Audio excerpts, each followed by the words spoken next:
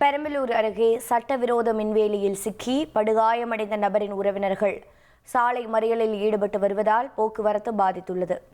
இது பற்றிய கூடுதல் தகவலை செய்தியாளர் ராஜேஷ்குமார் வழங்க கேட்கலாம்.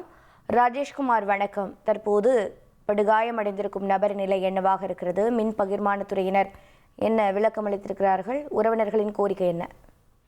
நிச்சயமாக பெரம்பலூர் மாவட்டம் குன்ன அருகே உள்ள கேப்புலூர் கிராமத்தில் எஸ்சி தெருவை சேர்ந்த அசோகன் என்பவரும் கடந்த 25/10/2025 அன்று உரம் போடுவதற்காக உரங்களை கொண்டு சென்றதாக அதே கிராமத்தை சேர்ந்த பீச் தெருவை சேர்ந்த முத்துசாமி என்பவர் நிலத்தில் அவரது நிலத்தின் பாதுகாப்புக்காக மின்வேலிகள் திட்டுதல் அமைத்ததாக கூறப்படுகிறது.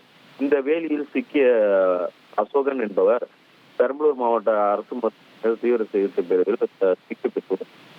இதனைத் தொடர்ந்து அவரது உறவினர்கள் கடந்த இம்மாதம் டிசம்பர் மாதம் 5ஆம் தேதி கலெக்டர் அலுவலகத்தில் போராட்டத்தில் ஈடுபட்டனர்.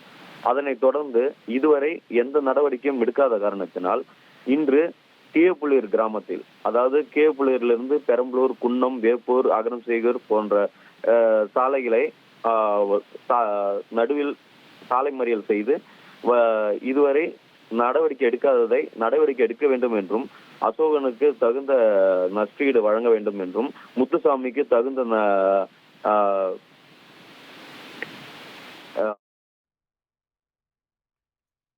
பெரம்பலூரில் மின்வேலியில் சிக்கி படுகாயமடைந்திருக்கிற நபர்கள் உறவினர்கள் போராட்டத்தில் ஈடுபட்டிருக்கிறார்கள். சட்டவிரோதமாக மின்வேலி அமைத்தவரை கைது செய்ய வேண்டும் என்றும் அவர்கள் கோரிக்கை விடுத்திருக்கிறார்கள். தகவல்களுக்கு நன்றி ராஜேஷ்குமார்.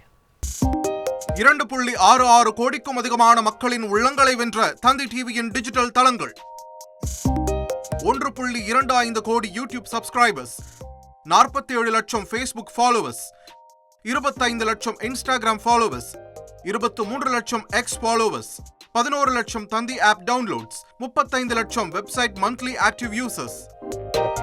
அசுரபலம் கொண்ட எங்கள் டிஜிட்டல் கரங்களில் உங்கள் விளம்பரங்களை சேர்க்க வாட்ஸ்அப் பண்ணுங்க 8939888378. Email advt@dttv.in.